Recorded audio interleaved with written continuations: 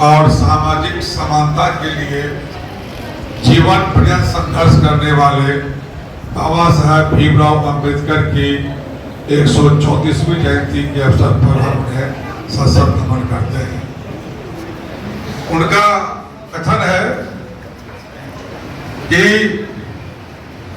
आप कितना दिन जिंदा रहते हैं, कितना दिन पद पर रहते हैं, ये महत्वपूर्ण नहीं है, आपने क्या किया ये महत्वपूर्ण है। जो व्यक्ति अपनी मौत को हमेशा याद रखता है वो हमेशा अच्छा काम करता है। ये बाबा साहब का कथन है कि जो व्यक्ति अपनी मौत को याद करता है वह जीवन में सिर्फ और सिर्फ अच्छा ही काम करता है। उन्होंने उच्च नीच, भेदभाव, छुआछूत, गैर बराबरी के लिए संघर्ष किया और आज भी उनके विचार प्रासंगिक हैं। आज की संगोष्ठी का विषय भी है बाबा साहब के विचार वर्तमान संदर्भ में। जब हम वर्षों की गुलामी के बाद आजाद हुए, संविधान का निर्माण हुआ, संविधान के निर्माण के समय भारत के जितने भी लोग थे उसका ख्याल रख करके संविधान में अधिकार दिया गया।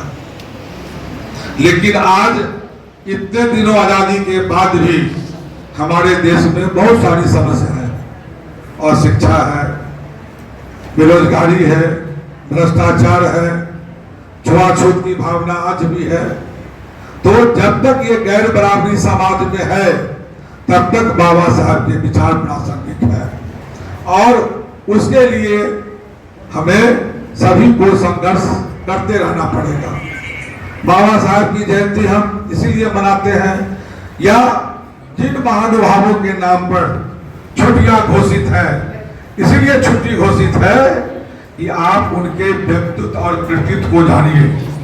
उन्होंने समाज के लिए क्या किया, उन्होंने देश के लिए क्या किया।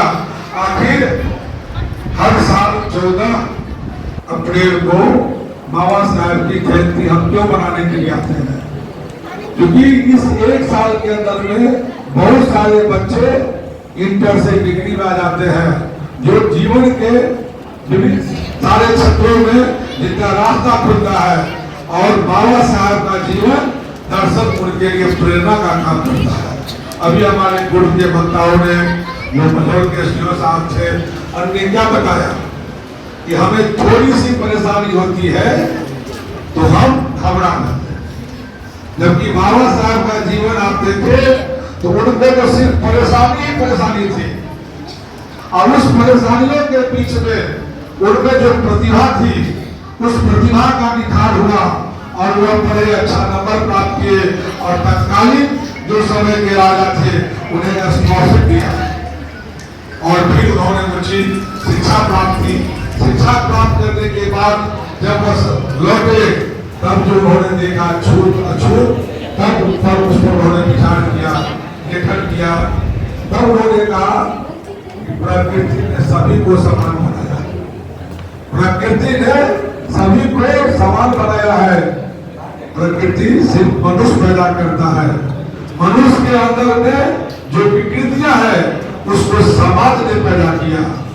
कभी किया, हजारों साल पहले किया, लाखों वर्ष पहले किया और वह आते आते अभी भी उस रूप में विद्यमान है।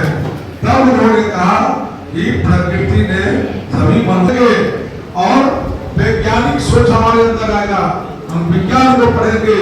विज्ञान कहता है कि जिसको देखिए उसको विश्वास करिए और जो अंधविश्वास है या इस तरह की जो किंवदंतियां हैं, जो हमारे इस समय अज्ञानता का समय था, उस समय जो लोगों ने कुछ प्रथाएं बनाई वह प्रथा आज भी चल रही है। तो हमें बाबा साहब ने जो सबसे बड़ा शिक्षा दिया कि आप शिक्षित बनिए और शिक्षित बनिएगा तभी आपके अंदर विज्ञान आएगा और ज्ञान आएगा तभी आपको मनुष्य होने का एहसास होगा और जब मनुष्य होने का एहसास होगा तब आपको लगेगा कि हम और आप बराबर हैं, जो आप हैं वो हम हैं।